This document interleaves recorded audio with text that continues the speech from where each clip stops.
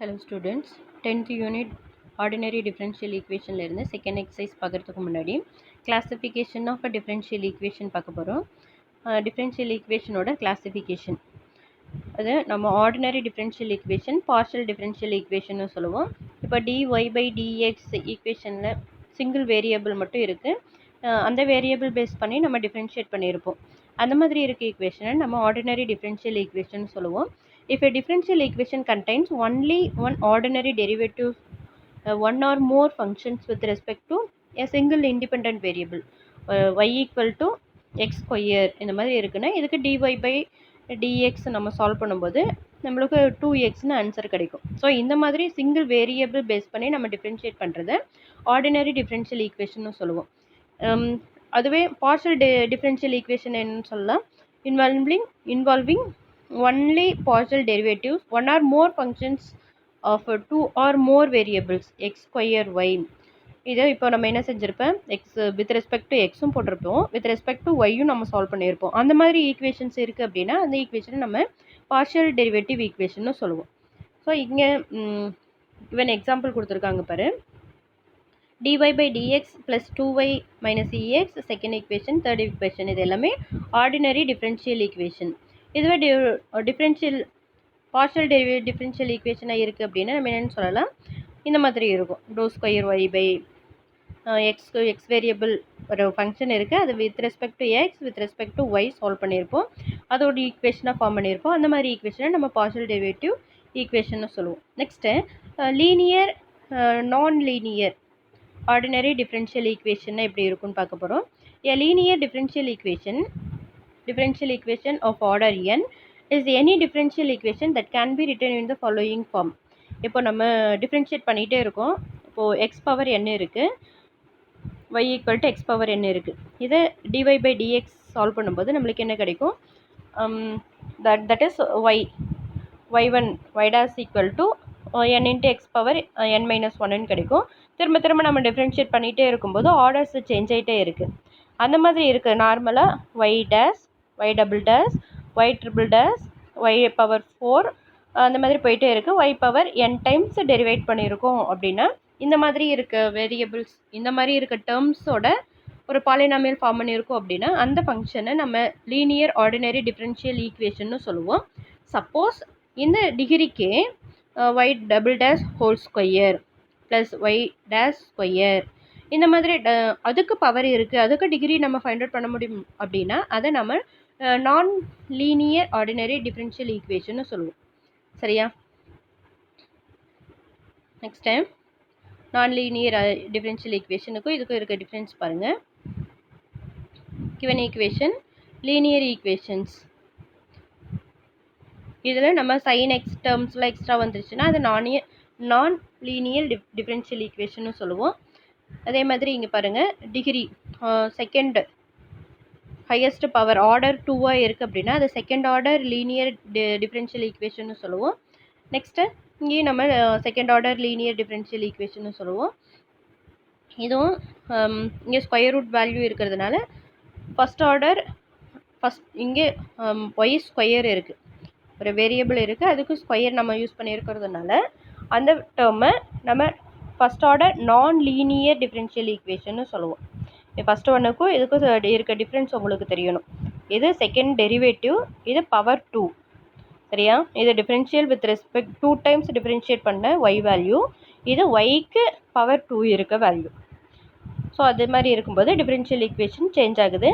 இந்த வேல்யூ நம்ம நான் லீனியர் டிஃப்ரென்ஷியல் ஈக்குவேஷன் சொல்கிறோம். ஏன் அப்படின்னா சைன் ஆஃப் ஒய்ன்ற ஃபங்க்ஷன், சைன் ஆஃப் அனதர் ஃபங்க்ஷனை நம்ம டிஃபைன் பண்ணியிருக்கு. அதே மாதிரி நெக்ஸ்ட் ஒன் சைன் எக்ஸ் தான் இருக்குது, இங்கே ஒய் சைன் எக்ஸ் இருக்குது, இங்கே ஒய்ன்றதே ஒரு ஃபங்க்ஷன், அந்த ஃபங்க்ஷன் இன்டீரியரில் இருக்குது, சைன் ஆஃப் அனதர் ஃபங்க்ஷனாக இருக்குது, இங்கே எக்ஸ் வேரியபிள் தான் கொடுத்துருக்காங்க. ஸோ இதை நம்ம second order linear differential equation சொல்லலாம். ஃபங்க்ஷன் ஆஃப் அனதர் ஃபங்க்ஷனாக இருந்துச்சுன்னா அது நான் லீனியர், ஃபங்க்ஷன் நார்மல் ஒரு சிங்கிள் ஃபங்க்ஷனே டிஃபைன் பண்ணியிருக்கோம் அப்படின்னா it is linear. Next given ஈக்குவேஷனை ஈக்குவல் டு 0 சப்ஸ்டியூட் பண்ணி சொன்னோம் அப்படின்னா it is homogeneous, it is நான் ஹோமோஜீனியஸ்ன்னு நம்ம டிஃப்ரென்ஷியேட் பண்ணிக்கலாம். நெக்ஸ்ட்டு இது எல்லாமே ஃபிசிக்கல் சயின்ஸில் நீங்கள் படிச்சிருப்பீங்க. ப்ரொபோஷ்னல், டைரக்ட்லி ப்ரொபோஷ்னல், இன்டைரக்ட் ப்ரொபோஷ்னல்லாம் படிச்சிருப்பேன் இல்லையா? அந்த பெஸ்டு சம் இது ஒன் டைம் ரீட் பண்ணி பார்த்தீங்கன்னா உங்களுக்கு அண்டர்ஸ்டாண்ட் ஆகிடும்.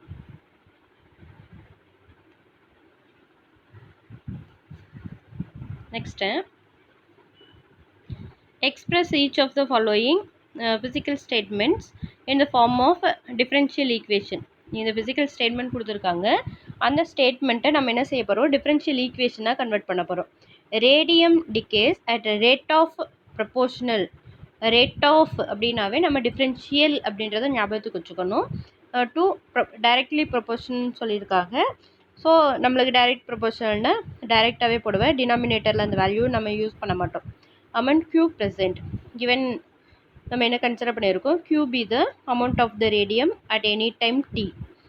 with respect to time base பண்ணி தான் நம்ம டிஃப்ரென்ஷியேட் பண்ண போகிறோம். So dq by dt is directly proportional to q. So proportional remove பண்ணிட்டு ஈக்குவல் ஃபார்ம் பண்ணோம்னா நம்ம ப்ரொபோஷனல் கான்ஸ்டன்ட் யூஸ் பண்ணுவேன். That is dq by dt equal to kq. Next sum, the population p increases at the rate of proportional to the product of population and the difference between 5 lakhs and the population. The population P of a city increases at the rate of எவ்வளோ increase ஆகுது, the product of population directly increases the product to the population and to the difference between 5 lakhs and the population கொடுத்துருக்காங்க. So இதுக்கு நம்ம first பாப்புலேஷனை நம்ம பியாக consider பண்ணுறோம். இது ரெண்டுமே எப்படி இருக்குது, P into rate of population directly proportional to product of P into difference between 5 lakhs and the population. அதை சொல்லியிருக்காங்க. 5 lakhs மைனஸ் பின்னு நம்ம கன்சிடர் பண்ணிக்கிறோம். அப்படி கன்சிடர் பண்ணும்போது டைரக்ட்லி ப்ரொபோஷனல் சொன்னதுனால கான்ஸ்டன்ட் நீங்கள் ஆட் பண்ணிக்கிறேன். ரேட் ஆஃப் பாப்புலேஷன்றது டிபி பை டிடியாக கன்சிடர் பண்ணிடுறோம். ஸோ நம்மளுக்கு தேவையான டிஃப்ரென்ஷியல் ஈக்குவேஷன் ஃபார்ம் ஆகிடுச்சு. Next for a certain substance the rate of change of vapour pressure with respect to the temperature T is proportional to the vapour pressure inversely proportional to square of the temperature. Square of the டெம்பரேச்சருக்கு inversely ப்ரொபோஷனலாக இருக்கும். ப்ரொபோஷனலாக எந்த வேல்யூக்கு இருக்கும், vapour ப்ரெஷருக்கு ஈக்குவலாக இருக்கும். So rate of change of P, rate of change of vapor pressure, that is Tp by dt is equal to K into P by T square நம்ம சொல்லலாம். So K is the constant. Next, a saving amount pays 8% interest per year compounded continuously in addition. The income from another investment is credited to the amount continuously at the rate of rupees 400 per year. Given rate of amount எப்படி increase ஆகிருக்குன்னு சொல்லியிருக்காங்க. X be the அமௌண்ட்டுன்னு சொல்லியிருக்கோம், time period சொல்லிட்டாங்க. So நம்ம என்ன answer கிடச்சிருக்கு, dx by dt is directly. இப்போ இது இன்க்ரீஸ் ஆச்சுன்னா அந்த வேல்யூ இன்க்ரீஸ் ஆகும், இன்வெஸ்ட்மெண்ட்டும் இன்க்ரீஸ் ஆகும். என்ன ரேஞ்சுன்னு சொல்லியிருக்காங்க 8%. ஸோ நம்ம கே ஈக்குவல் டு 8/100 இன்ட்டு எக்ஸ்ன்னு கன்சிடர் பண்ணுறோம். Next 400 income added. கொஷினில் 400 இன்கம் கண்டினியூஸ்லி ஃபார் கிரெடிட்டட்னா ஆடட் ஆட் பண்ணுறோம் அப்படின்னா என்னவாகும், 8/100 இன்ட்டு எக்ஸ் ப்ளஸ் 400. ஸோ இதை சிம்பிளிஃபை பண்ணும்போது நம்மளுக்கு ஃபைனல் ஆன்சர் கிடச்சிருது. ஸோ கிவன் கொஷின் என்ன கொடுத்துருந்தாங்க, இன்ட்ரெஸ்ட்டு நார்மலாக காம்பவுண்ட் இன்ட்ரெஸ்ட் அமௌண்ட்டை எவ்வளோ பே பண்ணுறோமோ அதுக்கு தகுந்த மாதிரி சேஞ்ச் ஆகும். ஒவ்வொரு மந்த்துக்கும் டைரெக்டாக ப்ரொபோஷனலாக இருக்கும். அப்படி இருக்கும்போது அந்த ப்ரொபோஷனல் கான்ஸ்டன்ட் ஃபைண்ட் அவுட் பண்ணுறோம். அதுக்கு ரேட் ஆஃப் சேஞ்ச் கொடுத்துருந்தாங்க, ரேட் ஆஃப் இன்ட்ரெஸ்ட் கொடுத்துருந்தாங்க, அதை வச்சு ஃபைண்ட் அவுட் பண்ணிட்டோம். இன்கம் ஆடட் கிரெடிட்டட் 400 ருபீஸ்ன்னு சொல்லியிருந்ததுனால அந்த வேல்யூவோட ஆட் பண்ணிட்டோம். Next second question, assume that a spherical rain drop எவாபரேட்ஸ் the rate proportional to the it's surface area. Circle இருக்குது அப்படின்னா எவாப்ரேட் ஆகும்போது ஒரு மாதிரி சர்ஃபேஸ் ஏரியா குறைஞ்சிட்டே வரும். அது எப்படி இருக்குது அப்படின்னு சொல்லியிருக்காங்க. Rate of proportional to surface area. Form a differential equation. So so given equation radius of the r be the radius, v be the volume, a be the surface area. So இது ரெண்டும் டைரெக்டாக இருக்குது. Volume increase ஆச்சு அப்படின்னா surface ஏரியாவும் increase ஆகும். So directly proportional. இப்போ evaporate அப்படிங்கும்போது அதோட ஏரியா மைனஸ் ஆகுது. ஸோ ரெடியூஸ் ஆகுதுன்னு மீனிங். ஸோ நம்ம மைனஸ் இங்கே யூஸ் பண்ணிக்கிறோம்.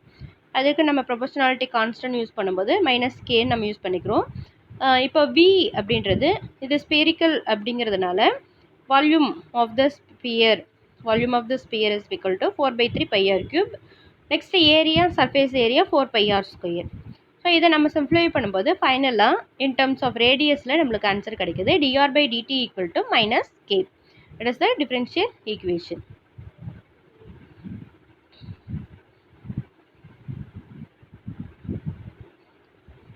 ஓகே ஸ்டூடெண்ட்ஸ், இந்த எக்ஸசைஸில் 2 சம்ஸ் தான் இருக்குது. ரொம்பவே ஈஸியானது தான். கம்ப்ளீட் பண்ணிவிடுங்க. தேங்க்யூ.